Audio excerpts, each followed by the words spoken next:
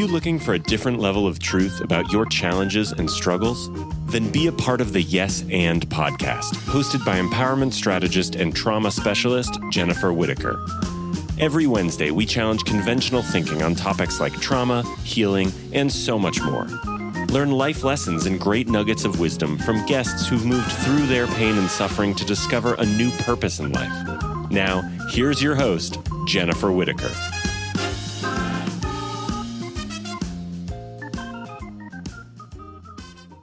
And I talk a lot about those aha moments that we have.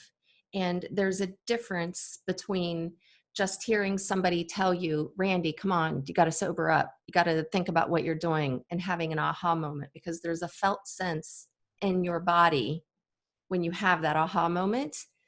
And when you combine the thought with the felt sense, and sometimes with the vision of where you see yourself in the future, then it makes a difference. But without that felt sense and without having that sensory experience in the body, a lot of times the words just go in one ear and out the other. Yes, very, very much. Countless times that happened. Mm-hmm. So, yeah. So that's the thing. Why this time it didn't go out the other ear and just kind of bounced around inside my cranium, I don't know. Mm-hmm. But I'm grateful that it did. Yeah, well, and it was time. Yeah, it was time that it finally, sunk in. And, because I've had those moments too. And I heard you say in telling that, you went back and forth and you found yourself resisting. That seems to be part of the process. Now, I do have to say, I've not been through a 12-step program. So I've noticed that my addictions have been behavioral addictions in life, more so than substance addictions. And even the same thing with any addiction, whether it's behavioral, substance, whatever it is, there's this back and forth. There is a resistance. And how did your resistance show up? Did you go back and forth? Did you have relapses? Yes. Relapse was part of it. But even when there was a period of abstinence mm-hmm. involved,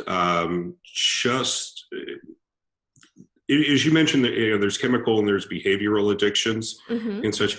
I really see them being the same. The symptoms may be different of it, but at the core, I had a worldview mm-hmm. and behaviors that were congruent mm-hmm. with that worldview. And I basically the drugs and alcohol were masking the feelings of self-hatred mm-hmm. and the anger that got projected into the world. So in fact, actually, part of it is okay. Now that there's a moment that is away, it got amplified. All that stuff that it had been dampened mm-hmm. was coming up. And there's a term that's common in recovery called a dry drunk. Mm-hmm. And you're still a drunk, you just dry. You don't have the booze in your system. Mm-hmm. And usually it's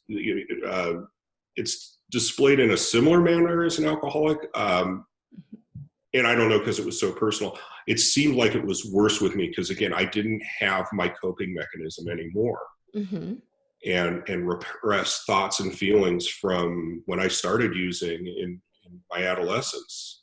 It was about 13 years old when I started smoking pot and drinking beer and stuff. I never had a chance like a healthy person mm-hmm. would have to process this stuff. So, it's my long answer is, I would all of a sudden be so uncomfortable. I would have to resort to the one thing that I found some level of relaxation from, some sense of ease and comfort, mm-hmm. even though I could be cognitive of it, that this was the wrong action. Mm-hmm. Yeah. Then, of course, when I'd sober up, I'd have shame, self-hatred again and stuff. You must be weak.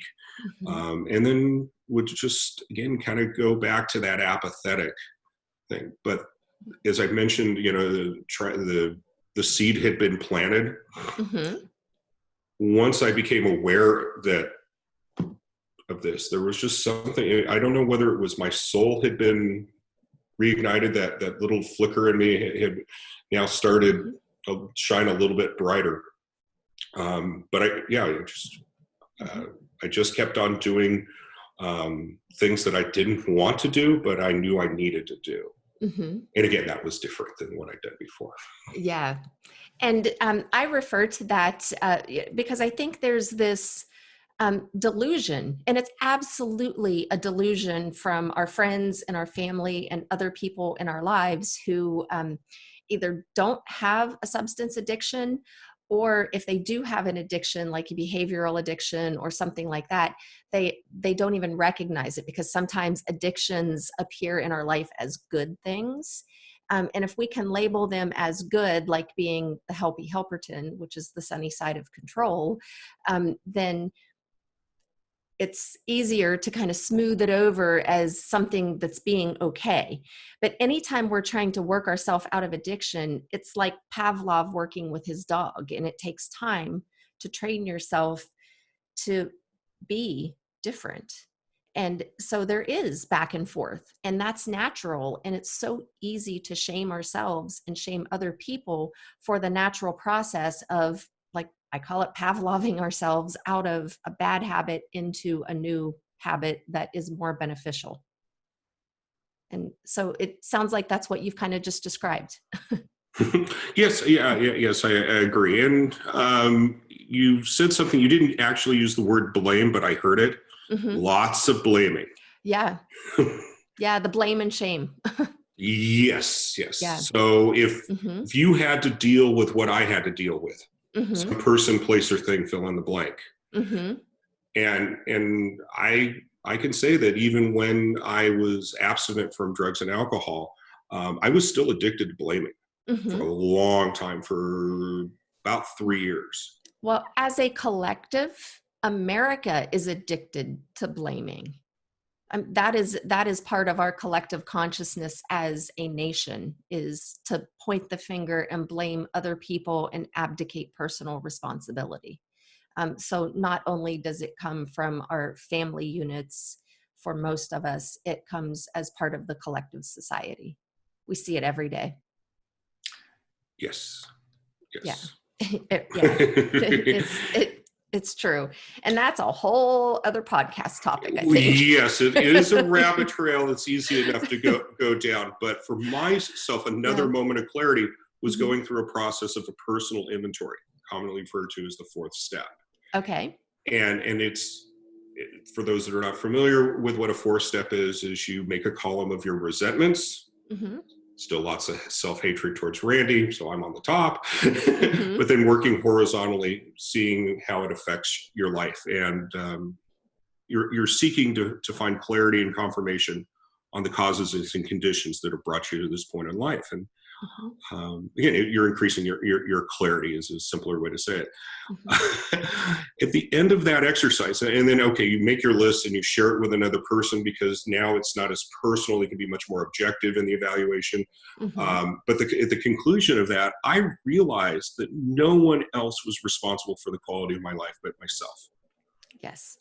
Or the quality of my sobriety, because my sobriety is equivalent to my life.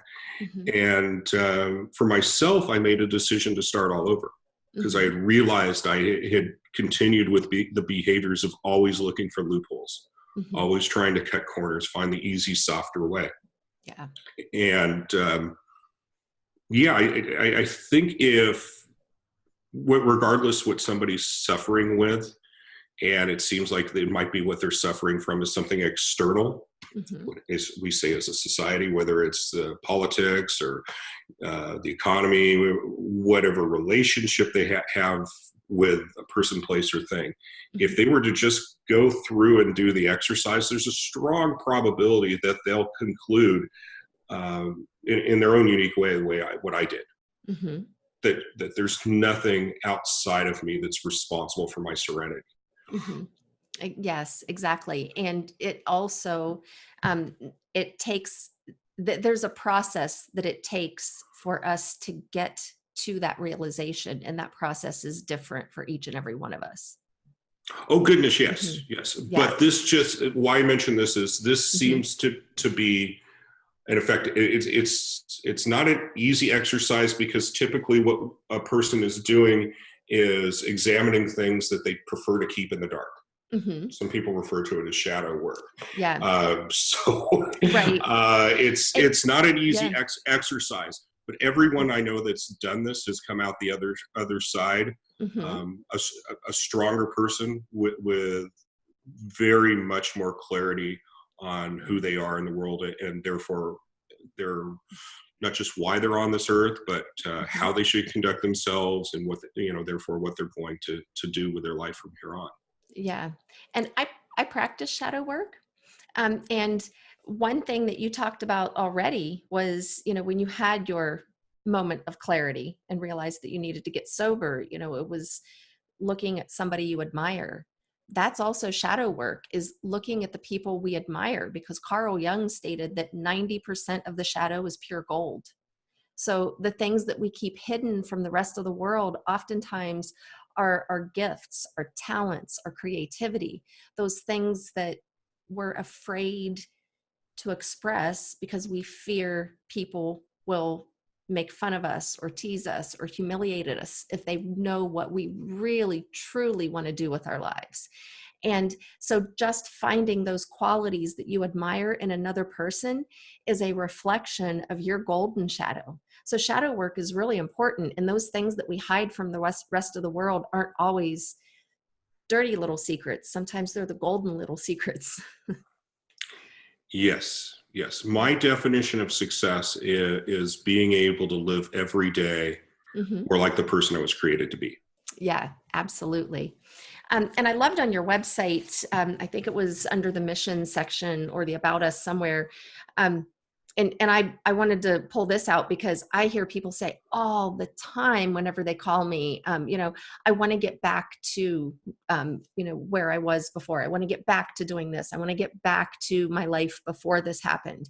And you very specifically say on your website that you're helping people find a new normal. And that is so important in this type of process. Can you talk a little bit about that, please? Well, thank you for asking. Again, it's something that is so common, and let's kind of refer to the majority of my life being suffering, and on a scale of 1 to 10, coping is a 9 or 10. Mm-hmm. There's was never a perspective that I could transcend the suffering. Mm-hmm. Um, Using analogies like I'm just playing the cards I were dealt, Mm-hmm. and doing the best with what I have, as opposed to, again, the new normal being is realizing that I am better than my past. Mm-hmm. And letting go of some of the stories that I've held on to a long time is scary, because that's the only part I really can measure. Mm-hmm. I can say if I'm going to do this action, it's likely I'm going to lose some of my friends. Mm-hmm. It's possible during that process I may also, yes, be embarrassed. Mm-hmm. And so I can measure that. I can't see on the other side, though, that as I go through a process of personal growth, that I meet new friends and people that appreciate and value me for me being my authentic self, as opposed to the persona I created for these other people that now are no longer in my life. Mm-hmm. But it is interesting that humans are tribal, Mm-hmm. and as I've shared time with people that I felt were above me, were better than me, that I admired, that I felt less than, all that Mm-hmm. type of stuff. Once I could be open and vulnerable, and just, I don't know, be what I thought I was again, all that stuff that was less than, that I disliked about myself. I realized that it wasn't just that I was now acceptable. Some people approved, and some people really appreciated the real Randy. Mm-hmm. And that was so new, and I questioned the sincerity of it. Mm-hmm. Because and being open and vulnerable, people were sharing with me, it's like, look, Randy, you still don't think you're worthy of somebody appreciating you. Mm-hmm. and that's going to fade. That'll dissipate over the course of time. But know that this person isn't doing anything that they don't want to do. Mm-hmm. These people that you admire, that you appreciate, that you call and all say such are great people and stuff, they want to be in your life because you're also great as well too. Yeah. And for a long time, when I would express myself in that type of way, I felt that I was being grandiose and such. But now it's not good. It's not bad. It's just where I am. I have this the same dignity that every human being has. Mm-hmm. Yeah, I'm not better than anyone else. I'm not less than anyone else. And I guess it's the kind of thing where they say, learn to love yourself. Mm-hmm. It's still kind of uncomfortable for me to say those kinds of words. Mm-hmm. For me, I'm at the phase of better saying, I appreciate who I am. Mm-hmm. Yeah, because it is a process. It is a process to get there. And again, there are so many people out there who try to lead us to believe that it's as simple as a choice. Just make the choice, just make the decision. And yes, that is step one, to make the choice and make the decision. And to get from point A to point B, to become the new you, or, as you mentioned before we started recording, to go from a state of suffering to a state of gratitude that you were talking about when we, before we really started to record today. It's a process to get there, and it really is. So it's much more than just making a choice. Very few people make a choice and then their life just magically transforms all at once. That's not how it works. It takes work. We have to work on ourselves. Absolutely. But choice, of course, is a component involved with this. And there's conscious choices, there's unconscious choices. And yes, my perpetual suffering was due to unconscious choices, the story. Mm-hmm. Yes. And once I started realizing it was just an illusion in my head. In fact, actually, if I may, what the moment of clarity on this was, I was blaming people, places, and things, everyone for my problems in sobriety. Mm-hmm. And my friend Alan, who became my sponsor, he pointed it out to me. Mm-hmm. And I wasn't really accepting this point right away. Again, I was resisting, rebellious, and argumentative. And the truth will set you free, but first it'll piss you off, right? Exactly. And this is certainly one of those moments where it would be applicable. But Alan was a patient, kind man, and he explained, look, Randy, this position you're taking is that of a victim. And of course, I didn't take really well to that word being bestowed upon me. And I asked, he expanded it. He said, Randy, please understand there are real victims. Tragically, there are real victims in this world. Children that are sold off into sex slave the trades. Mm-hmm. It's horrible. I don't even really want to think about it. But it is a reality. And again, these people, basically, their only other choice is to die. Mm-hmm. Okay. Now, Randy, you're not a victim because you have a choice. Mm-hmm. If you want to get drunk right now, the liquor store's open. You got money in your pocket. You can choose to get drunk right now. But you haven't. Give yourself credit that you've made a series of choices not to respond to temptations. Mm-hmm. You are stronger than you think you are. And if you do someday, if that's your choice to go out and drink, you will be able to make a choice whether you want to come back into this program and resume. Mm-hmm. And it was really nice that he, even though when he was pointing out something was uncomfortable, he also pointed out that I had an asset, that, again, I had the ability to choose. And I had demonstrated it over a course of time. But again, the lesson through all this is that I can't blame people, places, and things for my choices. I can't even blame the disease of alcoholism for my choice. And again, this is another moment of clarity. And again, please understand, this was about 3 years in. The chemicals had processed through my body enough that there wasn't any type of DTs or stuff going on, which happens for some people. Mm-hmm. this was now when I was not dealing with the physical aspect of the addiction. It was the mental obsession type of stuff. But my obsession had now transitioned away from booze being a solution to, as I said earlier in our interview, instead of to blaming being the solution. Anytime I wanted to escape a difficult situation, I could mentally now rationalize, justify my pain and suffering and deflect it over to Jennifer. You know, if you had to deal with Jennifer right now, you'd be feeling and thinking these same things. And of course, that illusion is the type of stuff that handicaps a person very, very much. And it keeps us in a state of suffering. Exactly. That's what I mean. Yeah. You know, you may have heard the phrase, "The gates of hell are locked from the inside." Yes. And it was a process. There's many other moments I spent with Alan that gave me that truth pissing me off, which led to silence in the room for sometimes 5-10 minutes, and eventually in the stillness the answer came. Yes, and the silence is important, and thank goodness he was able to hold space for you while you sat in that silence, because that's important too.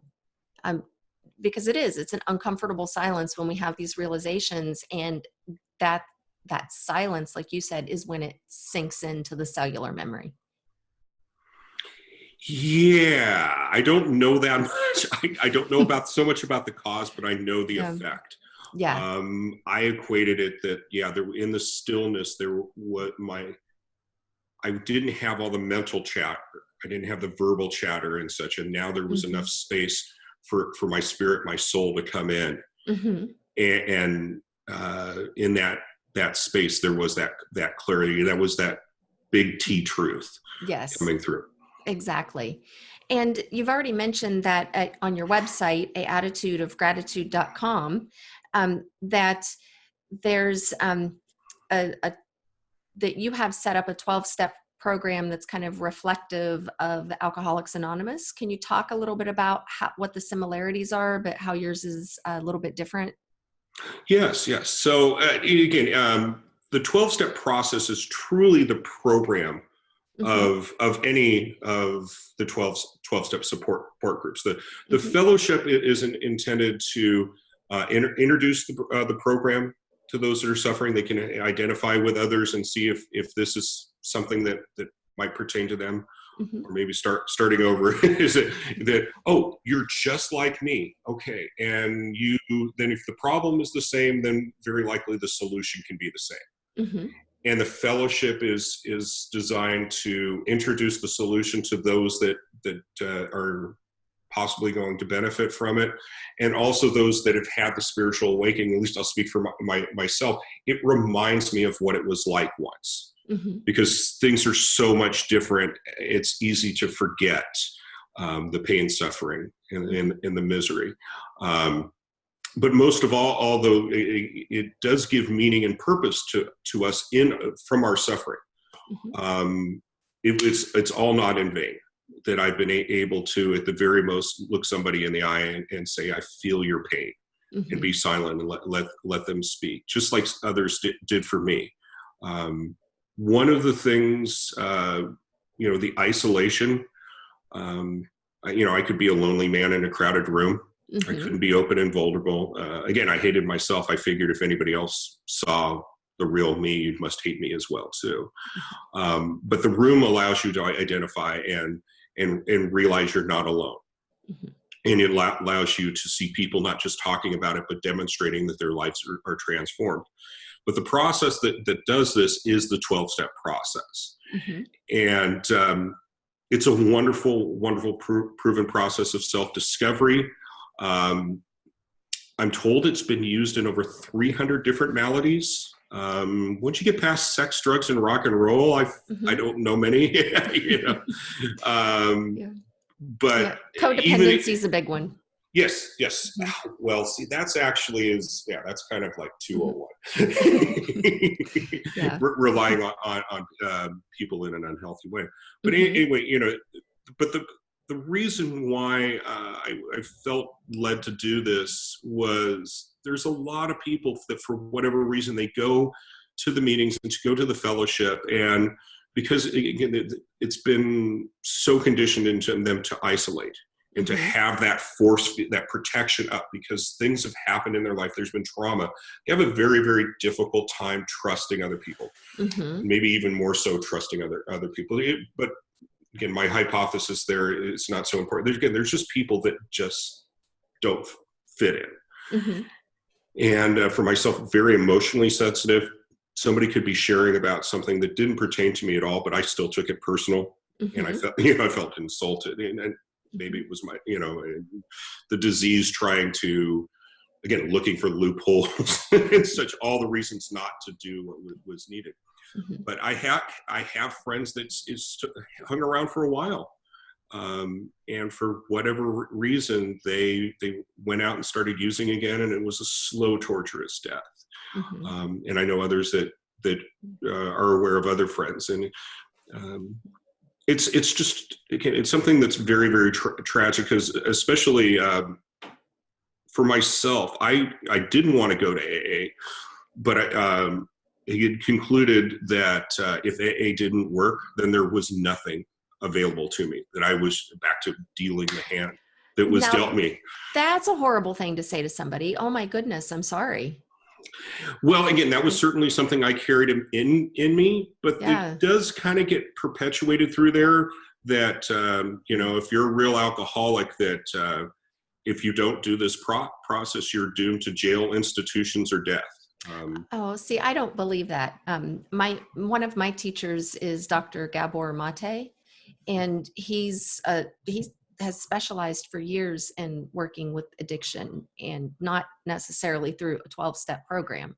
So I don't think that AA is in a 12-step program is the end all be all for everybody. It certainly works for a lot of people, but it's not a sentence to prison or a slow torturous death for everybody if it doesn't work for them. Oh, you're absolutely right. But Yeah. again, if you get into that culture, and again, if you're like how I was, very emotionally raw and Hmm. very codependent, and not aware of really either of those things, Yeah. it's in a situation where you happen to partner up. I mean, certainly this is not the case in every situation, but it does happen commonly. You get into a codependent situation where that person is now dominating you, Hmm. so they can focus their attention on your problems instead of their own. Hmm. And I went through that phase myself. I don't have to look at me if I'm looking at you all the time. And Exactly. and again, and that the person that is being dominated is over reliant Hmm. upon that need. Again, as I said, I felt like I was less than, and it's not a matter of healing. It's just take it on a different face. Hmm. And the dependency is no longer on the drug. The dependency is on another human being. And people Hmm. express things like, I have to talk to my sponsor every day. I have to Hmm. go to a meeting every day. Yeah. And I don't know these people well enough. If the results are coming out that they're happy, they're healthy, they have peace Hmm. and joy in their life, then that seems to be effective. Hmm. Unfortunately, a lot of people do not have that bring them forth towards being happy, healthy, Hmm. and able to understand their self-worth, Hmm. and understanding that a person, a place, or thing is needed for them to have joy, to have Hmm. peace in serenity. Um, so that was, again, part of the motivation for this.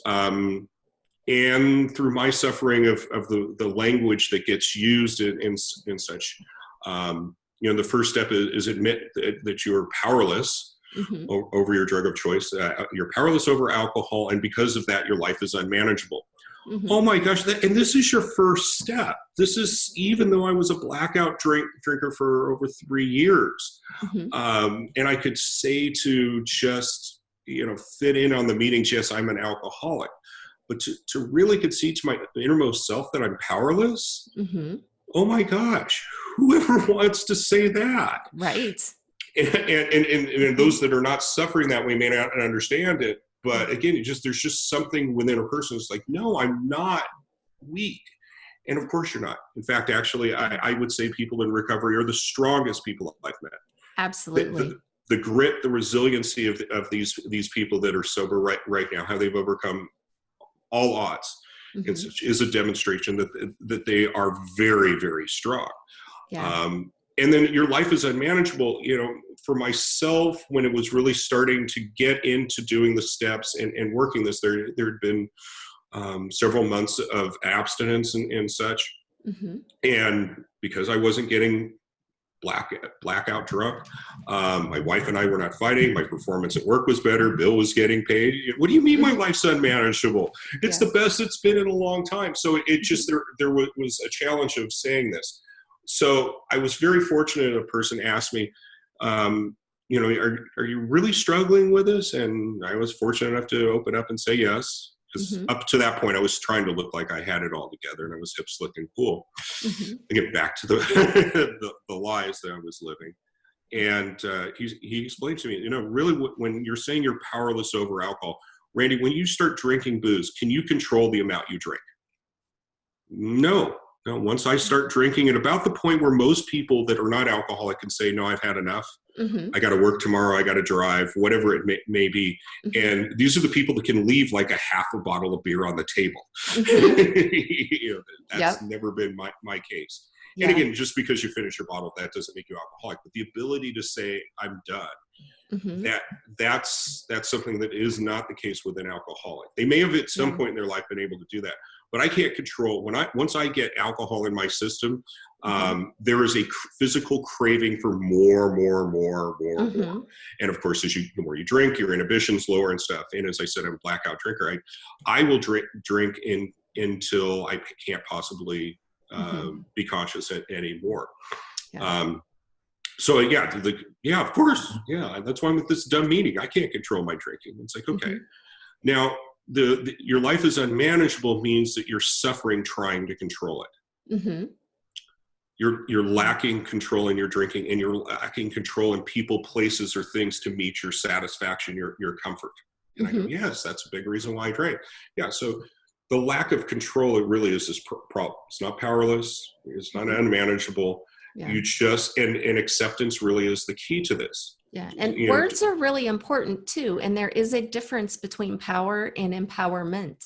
Yeah. And so being powerless over being powerless to the alcohol or whatever it is that a person's addicted to, being powerless to the addiction is not the same thing as not being empowered within yourself. Because if you didn't have a level of empowerment within yourself, you wouldn't be approaching your 13-year sobriety date. There's empowerment in that, absolute empowerment. True. Well, even if somebody has 13 relapses, they wouldn't be approaching sobriety for the 13th, 14th time. Right. They are stronger than their past. Exactly. Just for whatever reason, humans seem to gravitate more towards the negative than the positive. And that's a big part of what the process does, this process of increasing your clarity. This process of self-discovery is also in increasing your clarity, and increasing your confidence, and increasing the consistency of those moments of clarity and confidence. So eventually it does become more of a natural state. Where it was normal for me to be miserable and wanting to disconnect my head and heart regularly. It's become regular now for me to be grateful and to see things in much more of a mindset of solution than problem. So again, the language of this, so coming in then into the second step, came to believe a power greater than ourselves can restore us to sanity. Now, a lot of people get stuck on this because of the God element. And the program stresses this is not religion. And if you are a humanist, you don't believe in a deity at all and stuff, that's not conditional on it as well. Just something greater than yourself. That I get, and I think a lot of people get, but my sticking point was the insanity, which I touched on earlier. Yeah. They reference all the crazy stuff when you're using, but I haven't used for a while now. Mm-hmm. So the craziness of the drinking there. Well, this I touched on earlier in our time together, of saying I was holding on to stuff from the past. Mm-hmm. The insanity is wishing for a different past. Mm-hmm. What is done is done. Exactly. The only thing I have any power with, again, the power of choice, is will I let it affect this moment right now? Mm-hmm. The illusion of the past. And of course, there's illusion projecting into those previous life experiences, the fear of them repeating in the future. Yes. So I'm carrying with me thoughts of regret. Worry is about me, and these things are distracting me from the moment. Mm-hmm. And Yeah. again, whether a person is spiritual or not, I don't think it's a hard thing to grasp that all that's real is right now. Mm-hmm. Again, all those other things are fabricated in a person's mind. And of course, there could be lots of stuff that's bouncing around in there and stuff. And these are the things that rob me from the appreciation of looking somebody in the eye and to hear what they have to say. Mm-hmm. Just the beauty of nature and such. Those things that are priceless. So, anyway, my word, the second step, came to believe life could be greater than you could ever ask for or even imagine. Mm-hmm. Because up to that point, all we know is what we've experienced. We haven't yet allowed ourselves to experience life in a new way. And the principle underneath that is open-mindedness. The principle for the first step is honesty or / humility. Some people say it doesn't really matter. I think they're synonymous. But open-mindedness, there's principles underneath all these steps. And I could go on and on. There's 12 of them, but I hope I've demonstrated that there's enough similarity here that it is congruent with a proven process. Mm-hmm. But it's tried to have a little more emphasis on what I've encountered as sticking points. Mm-hmm. What I'm trying in this program is just to share my insights, what worked for me. Throughout, again, with the book that's coming out, it's just stories like I'm sharing within the podcast here. It's very similar to what a share would be in a meeting and stuff. Because some of these, it's an alternative. Some of these people don't want to go to meetings, or if they're going to meetings, it's my understanding this could be a really good support system in the meantime between meetings. It could be, but also again, you go to meetings and wherever your state of mind is, your heart is at there. You can hear the exact same words one day, and it doesn't crack the concrete. Yes. And then there's another day when, for whatever reason, it's very fertile soil. Yeah. And it's just, oh my God, I'm so glad I went today. Yeah. The heavens have parted, the rays of sun are coming down. Yeah. And it's just another one of those moments of clarity. So, all of it's just, in fact, some of it was, all of this was based upon journaling when Alan experienced his stroke. So the gentleman I mentioned to you is my sponsor, my mentor. I was very codependent with Alan. Why I know about codependency is I've lived through it and I've become aware of it, and I've done actions to no longer be that way. Yeah. But Alan had a, I'm not sure whether it's an aneurysm or a stroke. The doctors, when I asked him, wouldn't say it, but basically where his spinal cord went up to his brain, it blew up. Oh. And yes. And the interesting, if I may share the story of this, it's a little long. Can I do that? Let me see. We've got maybe 10, 12 minutes left. Okay. Well, okay. Sometimes I can get long on stuff is this, but the point of all this is that when Alan experienced this debilitation, which eventually cost him his life, I had no longer had somebody to talk to and process my thoughts and feelings with. I couldn't go to meetings and open up and be as vulnerable as I was with Alan. So a friend suggested I started journaling. And as I was doing this, one of the things I was aware about the benefit of journaling is to reflect back and read it. Whatever it may be, look back a week, a month, a year, whatever it is, and you can see where your head and heart was. And as I was doing that, there was something that I just couldn't see in myself ever before. And I don't know if it was the muse, it was the flow of spirit going through me, whatever. But there was something special with it. I'd read it to my wife, and my wife would go, "Did you steal that? It isn't you." I wrote the words, and I was inspired by things that maybe out of a paragraph, there was a sentence or so that started from somebody else. Mm-hmm. But something came out of this that was bigger than me. Mm-hmm. And this was, and the realization of this kind of became, again, knowing that there was something that I could offer as an alternative to the world, became my calling. It became my North Star.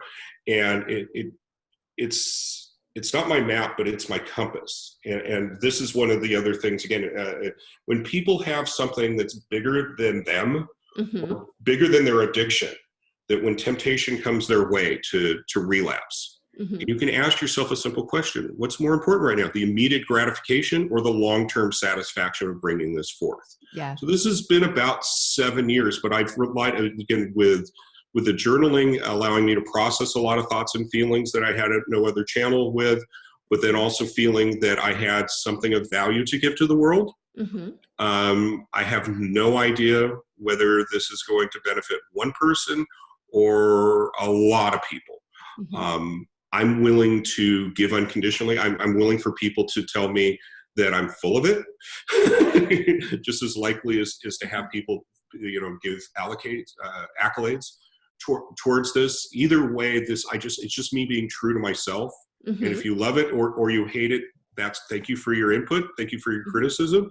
I don't think it's going to change my North Star, my path. I haven't done it yet, so I'm not sure. But again, I think that was part of the process of it. But all this is bringing forth is the result of a lot of pain and suffering I had in sobriety. And I found a solution with this. And that's what I want to do, is people that are, this is not so much something for if you want to get sober. If you're stuck in sobriety and you're asking the question, is it worth it? This is really hard. Yeah. That I feel that if a person has some meaning and some purpose in their life, because if you're driven by fears, if I don't stay sober, I'm going to lose my life. If I don't stay sober, I'm going to lose my family, my job, I'm going to go to prison, whatever it may be. As soon as that concern dissipates, goes away, so is your motivation. But if you're being drawn to something bigger than yourself, your dream, your calling, that's infinite. That'll never go away. That'll be expansive. In fact, I was told one of the ways to discern if this is really, again, the calling that your soul's speaking to you is, does this feel expansive? Whatever the idea may be, it's very personal. It's only yours. It's like your fingerprints. If when you contemplate this, you feel expansive, and is this something you would do not for money, not for fame, not for fortune, but you just have to do it. You do it for free. You'd even pay to do it. You'd get up early in the morning. You'd stay up late. You'd persevere through all the challenges in life. If you can think about it being really, really hard and still really, really needed to come forth, then it's likely. And that's part of one of the key things with this program, A Attitude of Gratitude, is helping people find their why. Because again, it worked for me, and I'm not saying this is going to work for everyone, but it seems to me, those that I have shared this with and adopted it, it seems to be that catalyst for moving forth into living life in a more expansive and more open, much more beautiful world that when you slow down enough that you get very, very grateful for all that pain and suffering, that there's some value to it. At least speaking for myself, that it was not all in vain. And that changed it. To some people that may not seem like a big deal, but for me, it was everything. Yeah. And it is, I believe the same thing, that it's really important to take a step back and look at our suffering, turn around and come face to face with it, because that's been my experience too. There is a purpose in my suffering, and it took me years to start to see it. And I love that. And I understand sometime next month, sometime in November, you have workshops that are going to be coming out on your website, which is attitudeofgratitude.com. Yes. So can you talk just for a few moments about the workshops and what people can expect from those? Well, they're going to be free of charge. Okay. And I look at the people that'll be participating in this as contributors. Mm-hmm. That they go through the experience.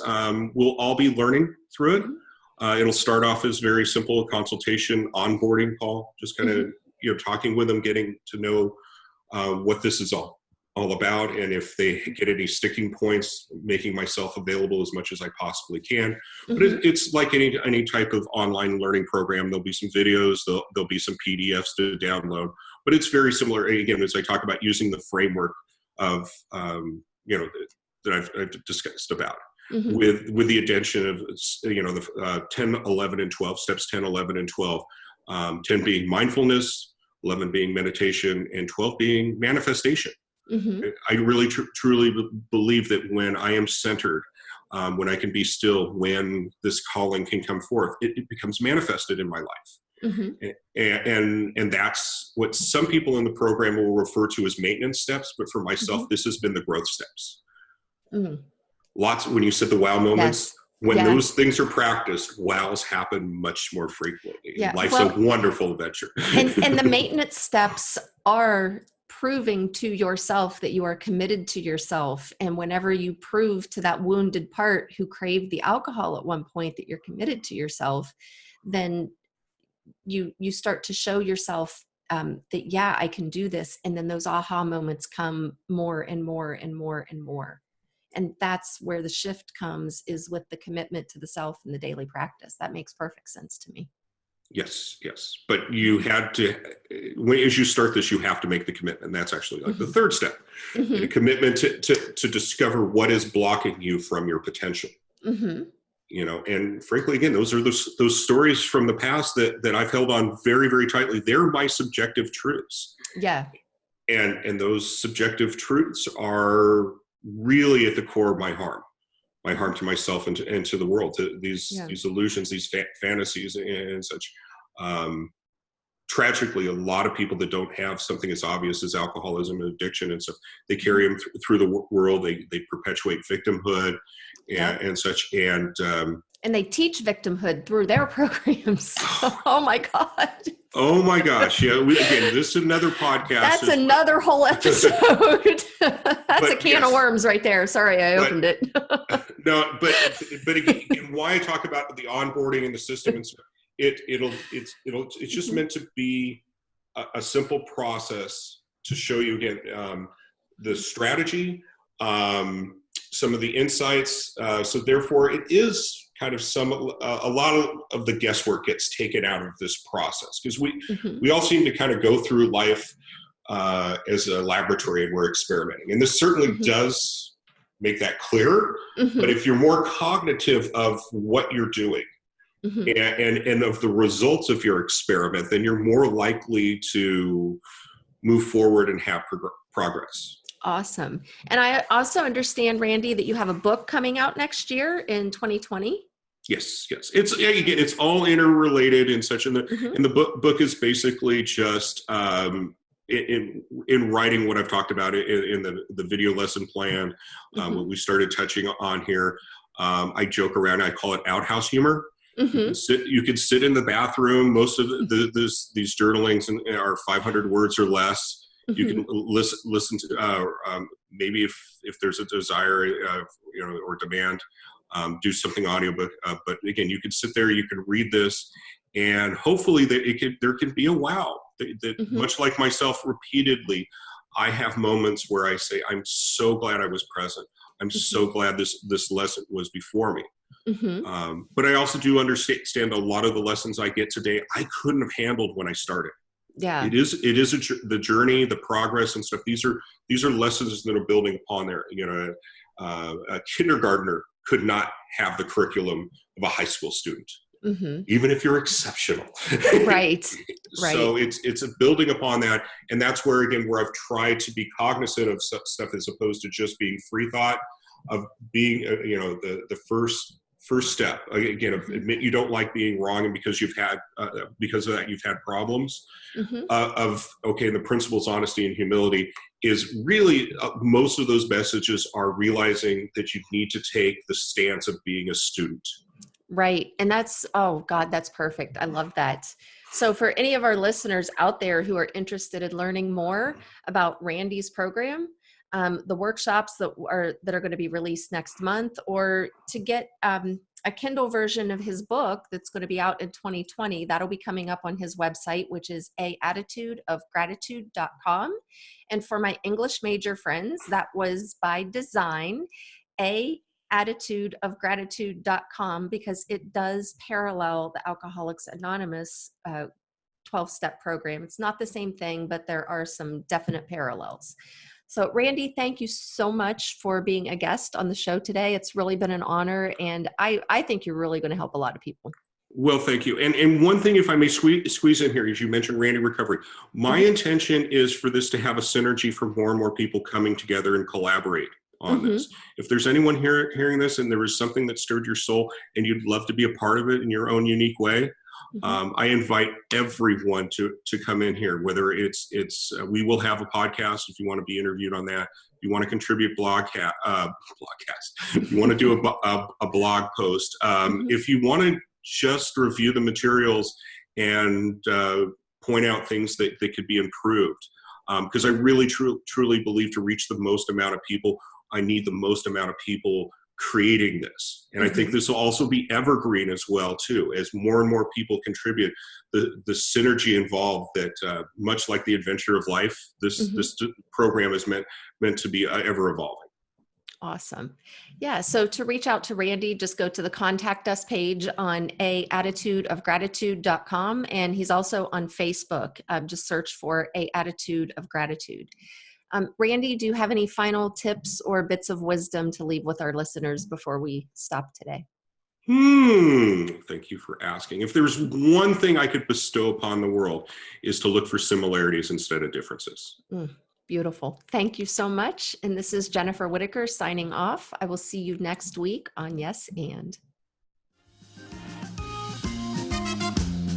We have just concluded another episode of the Yes and podcast with Jennifer Whitaker.